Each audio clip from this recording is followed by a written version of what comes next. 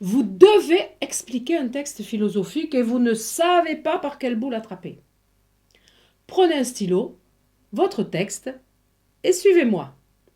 Chacun de vous ayant bien sûr un texte différent à expliquer, j'ai choisi comme support à notre travail le corbeau et le renard, un texte qui n'est pas réellement philosophique mais que vous connaissez tous. Je vous invite à faire en parallèle sur votre texte le travail que je vais faire devant vous sur le corbeau et le renard. Première étape du travail, vous prenez un stylo et en marge de votre texte, vous allez résumer chaque idée à mesure qu'elle apparaît. Ce peut être une idée importante, une idée secondaire, résumez-la en style télégraphique.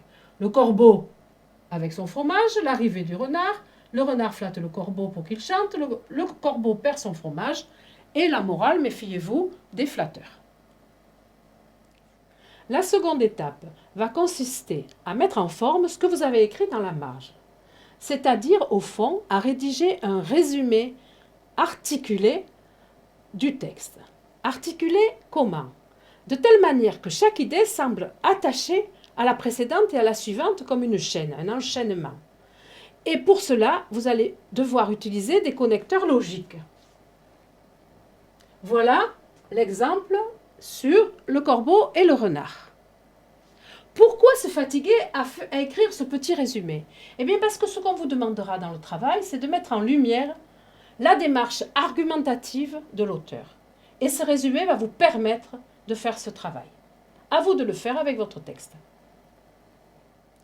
La troisième étape consiste à trouver le plan du texte, c'est-à-dire à découper le texte en parties. Comme vous voyez, ce sont des parties qui ne sont pas nécessairement égales en longueur. En revanche, chacune d'elles doit contenir une idée essentielle, elles sont d'égale importance. Ce plan vous sera indispensable ensuite pour construire votre explication de texte.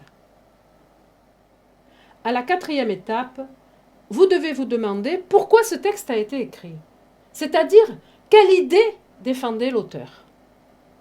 Quelle est l'idée du corbeau et du renard? La Fontaine défend l'idée qu'on ne peut pas faire confiance aux flatteurs.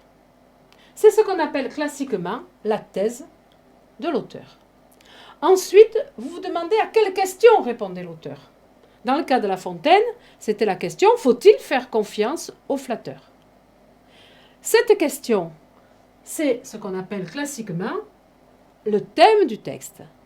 Et trouver de manière juste et exprimer de manière juste le thème de votre texte, c'est un excellent départ pour votre travail d'explication.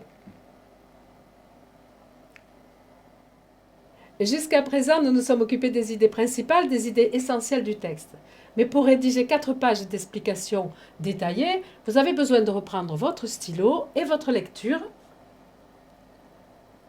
et de souligner dans votre texte des mots porteurs ou des phrases porteuses.